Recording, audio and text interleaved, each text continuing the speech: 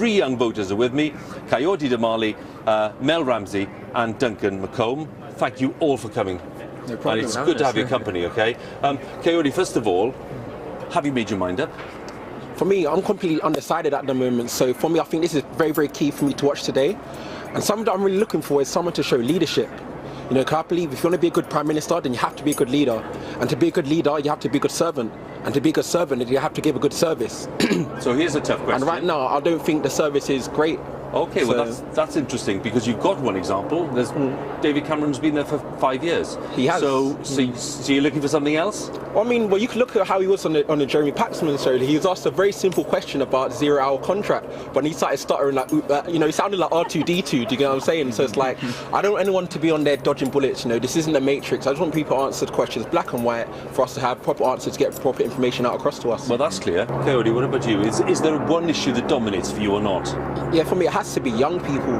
Like you can't forget about the power of the young people. At the end of the day, we're the most socially connected generation on the history of the planet.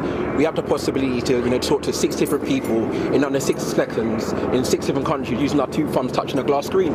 And so for me, I'm very passionate about young people. This is something that I try to do within my small businesses, and that's our thing. So anyone talking about young people and particularly helping out small businesses is something that really going to, you know, influence me to help them to vote for them. You mentioned 0 hours contracts, and that's been a very big campaign theme for Ed Miliband, and yesterday came out with a new policy of banning 90% of them.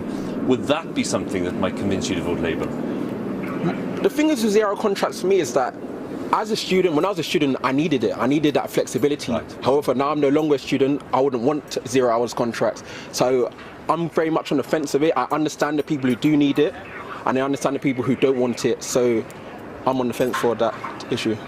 When you listen tonight, we'll ask the same thing to the three of you. When you listen tonight, what are you expecting from the leader who impresses you most? Is it just going to be a transparent kind of honesty about everything and admitting even when things are not too good or they haven't met their targets? Or are you looking for somebody who's going to be, you know, strong and assertive, possibly even a bit aggressive in terms of making their case? What are you looking for? It's like I mentioned earlier, just keep things very simply, all black and white, no 50 shades of grey. You know, keep things nice, black and white, and anyone literally again showing that leadership, showing that passion, and not too much catfighting. This isn't a school playground. I want someone just talking about what they want to do, not necessarily putting down anybody else. Because at the end of the day, when you point your finger back, you got 3 pointing back at yourself. So just focusing on your policies and what you want to do. Okay, great to talk to the three of you, and thanks for your company, and let's hope we enjoy the debate. Thank you. Cheers. Thank you. Thanks very much.